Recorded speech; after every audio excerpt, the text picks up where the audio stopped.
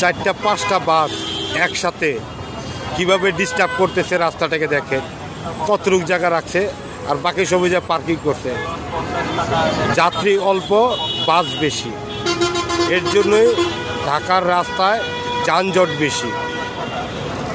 দেখেন,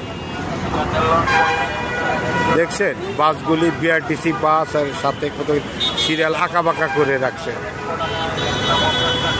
রাস্তায় যানজট কেন হবে না? কর্তৃপক্ষের দৃষ্টি আকর্ষণ করিতেছি। চারটা পাঁচটা বাস একসাথে কিভাবে ডিস্টার্ব করতেছে রাস্তাটাকে দেখেন, কতটুক জায়গা রাখছে আর বাকি সবই যা পার্কিং করছে। যাত্রী অল্প, বাস বেশি, এর জন্যই ঢাকার রাস্তায় যানজট বেশি। দেখেন, দেখছেন বাসগুলি বিআরটিসি বাস আর সাথে কত সিরিয়াল আঁকা বাঁকা করে রাখছে। রাস্তায় যানজট কেন হবে না? কর্তৃপক্ষের দৃষ্টি আকর্ষণ করিতেছি।